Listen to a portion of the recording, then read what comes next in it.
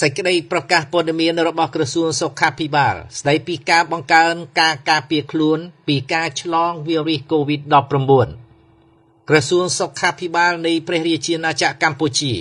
សូមជម្រាបជូនសាធារណជនឲ្យបានជ្រាបថាស្ថានភាពនៃការចម្លងវីរុស COVID-19 នៅតែបន្តមាននៅឡើយហើយចុងក្រោយនេះគឺពពួកអូមីក្រុងដែលបានបំផ្លែងខ្លួនជាបន្តបន្ទាប់ជាពិសេសពពួកអូមីក្រុងបំផ្លែងថ្មីប្រភេទ JN1 ដែលរកឃើញដំបូងក្នុងខែសីហាឆ្នាំ2023ហើយបានคล้ายរីករាលដាលយ៉ាងឆាប់រហ័សនៅក្នុងតំបន់ជាច្រើននៅទូទាំងពិភពលោកបច្ចុប្បន្នអង្គការសុខភាពពិភពលោកបានចាត់ថ្នាក់ថាជាវីរុសស្ថិតក្នុងវ៉ារីយ៉ង់ចំណាប់អារម្មណ៍ដោយសារតែការរីករាលដាលយ៉ាងឆាប់រហ័សនិងលក្ខណៈជីវសាស្ត្ររបស់វា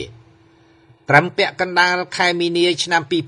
2025អូមីក្រុងបំផ្លែងថ្មីប្រភេទ JN1 ត្រូវបានរកឃើញមានជាង 15% នៃករណីជំងឺ COVID-19 ដែលបានរកឃើញនៅទូទាំងពិភពលោកចំពោះអ្នកឆ្លងអូមីក្រុងបំផ្លែងថ្មី JN1 នេះ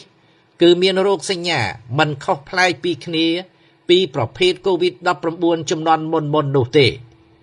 រោគសញ្ញាមានដូចជាគ្រុនក្តៅក្អកស្ងួតឈឺបំពង់កហៀសម្បោរចង្អោរនិងក្អួតមានភាពស្រដៀងទៅនឹងជំងឺផ្ដាសាយធម្មតាភស្តុតាងជាសកលបច្ចុប្បន្នមិនបង្ហាញថា JN1 បណ្ដាលឲ្យមានជំងឺធ្ងន់ធ្ងរជាងប្រភេទអូមីក្រុងពីមុននោះទេទោះជាយ៉ាងណាក៏ដោយ JN1 បង្ហាញពីលទ្ធភាពឆ្លងកាន់តែខ្ពស់ឆ្លងលឿននិងអាចបញ្ជ្រាបចូលប្រព័ន្ធភាពស៊ាំរបស់មនុស្សកាន់តែខ្លាំងដោយសារការផ្លាស់ប្ដូរនៅក្នុងប្រូតេអ៊ីនបង្គោលរបស់វីរុសអ្វីត្បិតតែ JN1 មានហានិភ័យសុខភាពសាធារណៈជាសកលនៅមានកម្រិតទាបការបន្តប្រុងប្រយ័ត្នគឺចាំបាច់ជាពិសេសចំពោះបុគ្គលដែលមានហានិភ័យខ្ពស់នៃការចម្លងជំងឺរួមមានអ្នកមានប្រព័ន្ធការពាររាងកាយខ្សោយ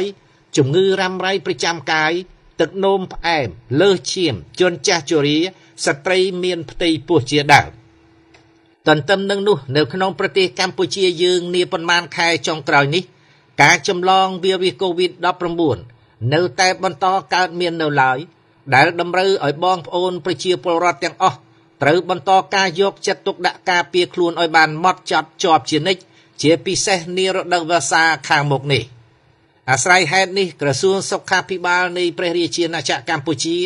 សូមអំពាវនាវដល់សាធារណជនបងប្អូនប្រជាពលរដ្ឋបុគ្គលគ្រួសារនិងសហគមន៍ស្ថាប័នអង្គភាពពាក់ព័ន្ធទាំងផ្នែកសាធារណៈនិងឯកជន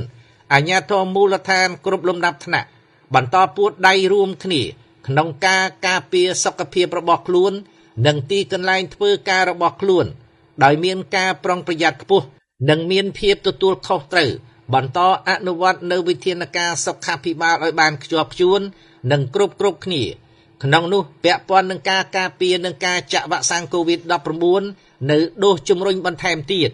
ដើម្បីបញ្ជៀសនូវការរីករាលដាលក្នុងសហគមន៍ក្នុងគ្រួសារនិងស្ថាប័ននានាដែលអាចកើតមានជាយថាហេតុវិធានការបង្ការការឆ្លងអនុវត្តឲ្យបានខ្ជាប់ខ្ជួននៅអនាម័យដោយលាងដៃឲ្យបានញឹកញាប់ជាមួយសាប៊ូនិងទឹកស្អាតក្នុងរយៈពេល40វិនាទីឬជាមួយអាល់កុលជែលក្នុងរយៈពេល20វិនាទីពាក់ម៉ាស់ក្នុងករណីចាំបាច់ជាពិសេសនៅពេលកំពុងពាក់ម៉ាស់សូមកុំយកដៃប៉ះផ្ទៃមុខនៃម៉ាស់ឬទាញម៉ាស់ដាក់ក្រោមចង្កានិងត្រូវដូរម៉ាស់ថ្មីនៅពេលវាសើមត្រូវជៀសវាងការខាកស្ដោះពាសវាលពាសកាលត្រូវខ្ទប់មាត់និងច្រមុះពេលក្អកកណ្ដាស់ដោយប្រើម៉ាស់ប្រើផ្នត់កែងដៃក្រមាកន្សែងឬក្រដាសអនាម័យរួចខ្ចប់បោះចោលក្នុងធុងសម្រាមបិទជិតជៀសវាងការចូលរួមក្នុងទីប្រជុំជនឬការធ្វើដំណើរប្រសិនបើអ្នកមានអាការៈក្តៅខ្លួនក្អកឬពិបាកដកដង្ហើមឬមានបញ្ហាសុខភាពហើយត្រូវទៅពិនិត្យព្យាបាលជំងឺឲ្យបានត្រឹមត្រូវ